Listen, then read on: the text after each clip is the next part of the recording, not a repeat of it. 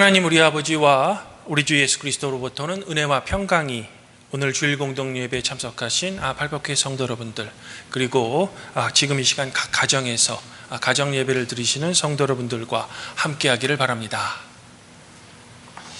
성도 여러분, 지난 3월 16일 미국 애틀랜타에서는 연쇄 총격 사건이 있었습니다. 용의자는 이제 21살의 로버트 애런 롱이라는 백인 남성이었는데, 이 총격 사건으로 이제 한인 4명을 포함해서 아시아계 여성 6명이 희생당했다고 합니다. 참으로 이제 안타까운 사건이죠. 그리고 이 사건으로 인해 미국 내에 이제 뿌리 깊은 인종차별 증오 범죄 문제가 이제 다시 한번 미국 내에 공론화되는 추세입니다. 사실 지금 이 지구상에 살고 있는 인류는 생물학적으로는 호모 사피엔스, 한종입니다. 즉 인류학자나 생물학자들은 이 생물학적 분류로서 인종은 존재하지 않으며, 인종의 구분은 단지 사회적 또는 이제 주관적으로 내린 근거 없는 주장이라는 결론을 내린 지 오래입니다. 물론 저도 과거에 생물학을 전공했던 사람으로 이 결론에 완전 동의합니다. 즉 이 지구상의 인류는 한종이라는 겁니다. 인종은 없습니다. 그럼에도 불구하고 여전히 인종주의는 우리 인간 사회의 뿌리 깊은 문제로 남아 있습니다. 미국에서도 이 버락 오바마라는 흑인 대통령이 나왔음에도 불구하고 미국 내 이 인종차별 문제는 여전히 골치 아픈 사회의 문제로 남아 있습니다. 그래서 저는 오늘 1960년 11월 15일자 이제 뉴욕 타임스의 한 신문 기사를 성도 여러분들에게 소개해 드리면서 이제 저의 설교를 시작할까 합니다. 기사 내용은 이렇습니다. 예정된 수업 시간에서 30분쯤 지났을 무렵 보안관이 탄 차가 학교 앞에 도착했다. 그러자 모여있던 분리주의자들 사이에서 분노에 찬 고함 소리가 터져나왔다. 한 남자는 검둥이를 죽여라! 라고 외치기도 했다. 경찰은 재빨리 길가에 있던 사람들을 길 한복판에 있는 공원길로 옮겨가게 했다. 차에서 내린 아이들은 부모와 함께 보안관의 보호를 받으며 벽토를 바른 건물로 서둘러서 들어갔다. 성도 여러분, 도대체 무슨 일이 있기에 이 차에서 내린 어린아이들이 보안관의 보호를 받으며 학교에 등교하는 걸까? 이 신문 기사에 얽힌 사연은 이렇습니다. 1954년 미국 대법원은 흑백 분리 교육을 금한다 라는 판결을 내립니다. 즉 그전까지는 이제 백인 학생과 흑인 학생이 서로 분리되어서 따로 교육을 받았는데, 이것은 연방법에 위반된다라는 그런 이제 판결을 내린 거죠. 따로 교육시키는 것은 차별이라는 겁니다. 하지만 실제 미국 대부분의 주에서는 이 결정에 따르지 못하고 여전히 이제 많은 흑인 아이들은 백인 아이들과 함께 학교를 다니지 못합니다. 그러던 중 1960년 미국 남부의 루이지애나 연방법원은 모든 초등학교에서 이제는 흑백 통합 교육을 실행할 것을 결정합니다. 이제는 흑인 아이와 백인 아이가 같이 배워야 된다는 겁니다. 물론 이에 대한 백인들의 반발도 심상치 않았습니다. 루이지애나 주의회 의원들은 이 연방법에 반대하는 28개의 새로운 법안을 만듭니다. 이제 미국은 연방법과 이 주의 법이 다르기 때문에 이런 상황이 가능한 거죠. 이런 대치 상황에서 만일 진짜로 어떤 흑인 학생이 실제로 백인 아이들만 다니는 이제 초등학교에 등교라도 하면 그 흑인 학생은 성난 백인들에 의해 어떻게 될지 모르는 매우 위험한 상황이었던 겁니다. 하지만 루비 브리지스라는 흑인 6살짜리 어린 여학생이 미국 최초의 흑인 입학생 자격으로 윌리엄 프란치 초등학교에 이제 입학하기로 결정합니다. 당연히 이 사건은 이제 미국 전 지역에 큰 이슈가 됩니다. 그리고 흑백 분리주의자들은 초등학교에 입학하겠다는 이 흑인 6살짜리 어린아이인 루비를 가만히 두지 않겠다라고 공적으로 선포합니다. 이런 이유로 이제 등교 첫날 백인 연방보안관 4명이 이 어린 흑인 루비를 보호하며 루비와 함께 초등학교에 등교를 하는 겁니다. 당연히 등교 첫날 백인들은 이 학교 앞에 모여서 시위를 합니다. 검둥이는 집에 가라 라고 시위를 하죠. 하지만 루비는 다음 날도 그 다음 날도 이 백인 군중들 사이를 지나 연방보안관의 보호를 받으며 학교 등교를 계속해 나갑니다. 때마침 이 노벨 문학상을 수상했던 존 스타인백이 이 지역을 이제 우연히 지나가다가 이 소리를 듣고 이 광경을 목격하기 위해 그 학교에 방문합니다. 그리고 이제 그때 한 경험을 찰리와 함께한 여행, Travel with Charlie라는 자신의 책에 이렇게 기록합니다. 쇼는 제때 시작했다. 사이렌 소리와 오토바이를 탄 경찰들, 그러더니 이제 중절모를 쓴 건장한 사내들을 열어 태운 이 커다랗고 까만 차가 학교 앞을 미끄러져 들어왔다.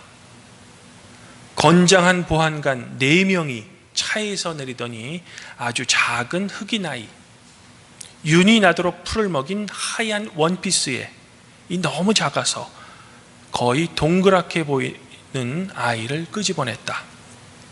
아이의 얼굴과 작은 다리는 흰 옷과 대조되면서 더욱 검게 보였다. 보안관들이 아이를 길에 세우자 벽 뒤에서 야유와 고함 소리가 일어났다. 소녀는 고래고래 소리치려는 사람들을 쳐다보지 않았다.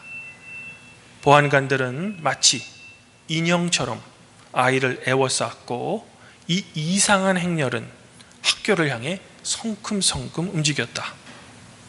아이는 무척 긴장한 눈치였다. 창백한 얼굴은 침통했고 눈은 땅바닥만 내려다보고 있었다. 자기 나름대로 자기 안의 두려움을 억누르느라 애쓰는 것 같았다. 그때 귀에 거슬리는 날카로운 소리가 터져 나왔다. 백인 여자들이 외치는 말은 어떤 신문에도 실리지 못했다. 워낙 쌍스럽고 걷잡을 수 없는 말이었기 때문이다. 텔레비전에서는 그 소리가 들리지 않도록 희미하게 처리하거나 아예 삭제해버렸다. 그러나 나는 현장에서 이 야만스럽고 불결한 말을 똑똑히 들을 수 있었다. 스타인백이 우리에게 전해주는 당시 상황을 읽으면 그때 상황이 얼마나 긴박하고 위험했는지를 우리는 대충 짐작할 수 있습니다. 만일 제가 루비 브리지스라면 이런 위험을 무릅쓰고 백인이 다니는 학교에 가지 않았을 겁니다. 그냥 흑인들만 다니는 예전처럼 흑인 초등학교에 입학했을 거죠. 하지만 루비는 이 학교를 계속 다닙니다. 그것도 헨리라는 백인 여 선생님과 교실에서 단 둘이 수업을 받습니다. 점심도 혼자 먹습니다. 왜냐하면 이 흑인 루비와 같이 공부를 하는 백인 아이가 있다면 그 백인 아이도 가만두지 않겠다라는 분리주의자들 때문에 루비는 홀로 수업을 받을 수밖에 없었던 거죠. 즉 분리주의자들은 이런 정책에 동조하는 백인들도 가만히 두지 않겠다는 겁니다. 해서 이제 이 학교에 다녔던 몇 명의 백인 학생들도 보안관의 보호를 받으며 학교를 뒷문을 통해 등교한 거죠. 제가 앞서 서두에 소개해드린 뉴욕 타임스 기사는 이 장면을 이제 기사화했던 겁니다. 그러면 이 6살짜리 흑인 아이인 루비는 이 도대체 무슨 생각으로 또 무슨 용기로 자기를 죽이겠다는 성난 백인들 사이를 뚫고 이 초등학교를 계속 다니는 걸까? 때마침 이 루비가 사는 근처에 로버트 콜스라는 의사이며 아동 심리학자가 있었습니다. 이 콜스 박사는 이제 루비의 소문을 듣고 제가 드린 의문점과 이렇게 비슷한 생각이 들어서 루비를 방문합니다. 콜스 박사는 나중에 이제 하버드 의대 교수를 역임했는데 그가 이제 특별 강연을 하면은 이 강의실에 학생들이 꽉 찰 정도로 아주 유명한 그런 사람입니다.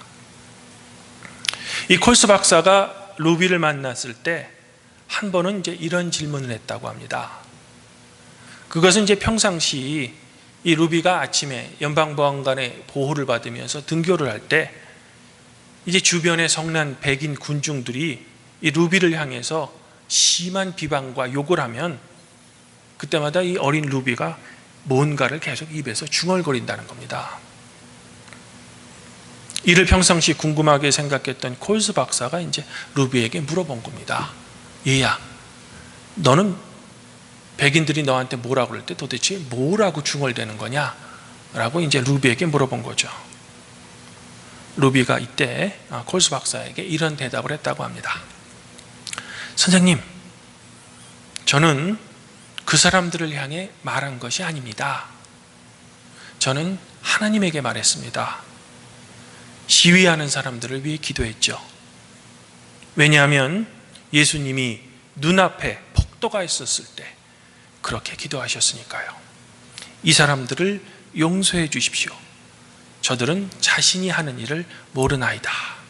그래서 저도 예수님처럼 그들을 위해 기도한 겁니다. 라고 어린 6살짜리 흑인 아이가 콜스 박사에게 대답한 겁니다. 바로 루비가 중얼거린 말은 예수님께서 십자가에서 자신을 죽이려고 하는 폭도들을 향해 한 기도를 중얼중얼댄 겁니다. 6살짜리 흑인 여자아이가 자신을 죽일지도 모르는 성난 백인들을 향해 기도했다는 거죠. 즉 예수님께서 자신을 죽이는 사람을 위해 기도했던 것처럼 루비 또한 그대로 했다는 겁니다.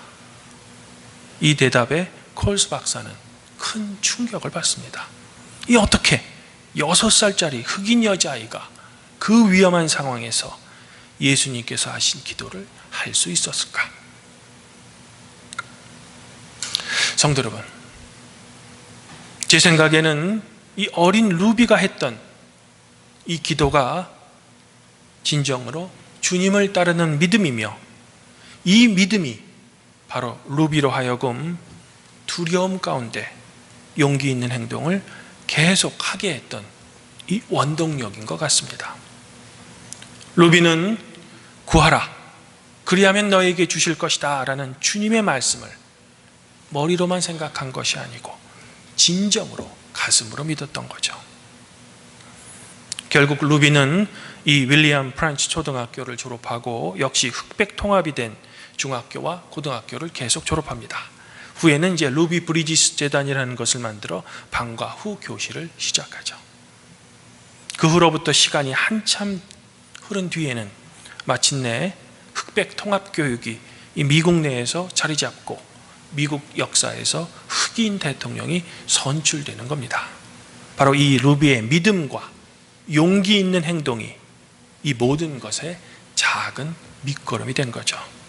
그리고 그 작은 밑거름 가운데는 기도가 있었던 겁니다. 오늘 복음서에서도 자신의 믿음대로 용기를 했던 한 인물이 우리에게 소개됩니다. 바로 그는 예수님 당시 유대인들로부터 존경받던 공의회원인 아리마대 요셉입니다. 당시 전통에 따르면 십자가 처형을 받은 죄수는 원칙적으로 장례를 치를 수 없습니다. 시체를 그냥 들짐승이 먹도록 놔두어야 했습니다. 만일 죽은 죄수에게 애도라도 표현한다면 그것은 로마 제국에 반역하는 그런 행동으로 여겨졌습니다. 하지만 이 가운데서도 아리마대 요셉은 당돌이 빌라도에게 들어가 예수님의 시체를 요구합니다. 이런 위험을 무릅쓰고 말입니다. 그리고 요한복음에 따르면 동료들의 눈이 무서워 한때는 밤에 예수님을 몰래 찾아왔던 니고데모도 모리하게 침향 섞은 것을 가지고 예수님의 장례식에 이번에는 아주 공적으로 참여합니다. 아마도 아리마대 요셉과 니고데모는 그 이후에는, 즉 예수님의 장례식에 참여한 이후에는 유대사회에 자신의 사회적 위치를 잃었을 겁니다. 그리고 동료들에게 심한 따돌림을 당했겠죠. 이런 예상을 아리마대 요셉과 니고데모가 못 틀릴 수는 없습니다. 하지만 그럼에도 불구하고 아리마대 요셉과 니고데모는 자신들의 믿음대로 용기 있게 그대로 행동했던 겁니다. 앞서 소개해드린 루비 브리지스처럼 말입니다. 또한 종교개혁자였던 마틴 루터도 교황에게 파면당해 자신이 목숨이 위태로웠을지라도 끝까지 자신의 믿음을 철회하지 않았습니다. 주님 안에서 한 형제자매인 팔복교회 성도 여러분, 우리가 이 험난한 세상을 살다 보면 우리의 믿음을 지켜야 할 때가 종종 있습니다. 우리의 믿음이 어떤 믿음인지 보여줄 때가 종종 있죠. 하지만 그럴 때면 왠지 우리는 나약해지고 무서워합니다. 그리하여 어떨 때는 세상과 타협도 해보고 적절한 핑계를 우리는 찾아내기도 합니다.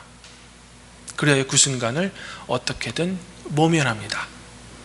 그러나 이내 후회하죠. 그러면서 왜 이렇게 나의 믿음은 약한가 낙심하기도 합니다.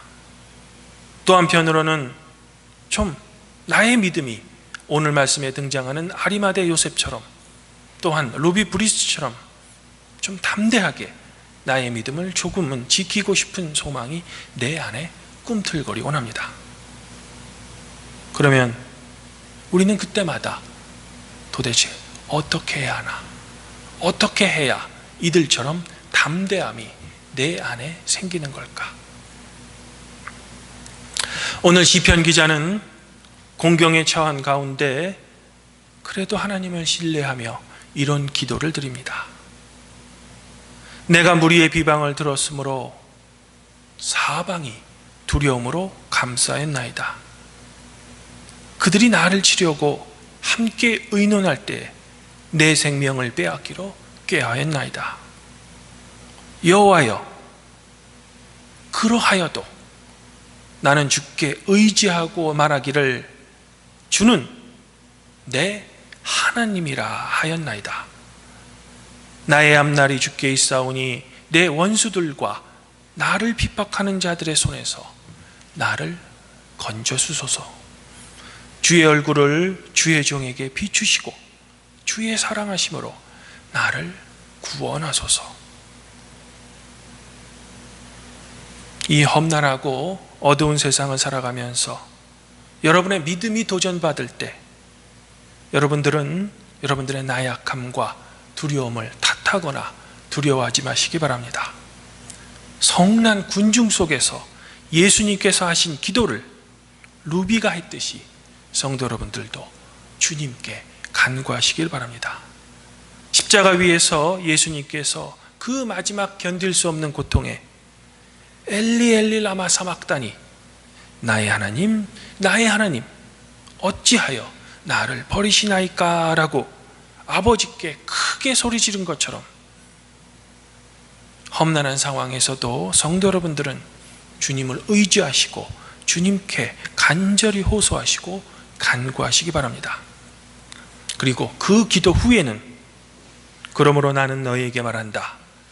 너희가 기도하면서 구하는 것은 무엇이든지 이미 그것을 받은 줄로 믿어라.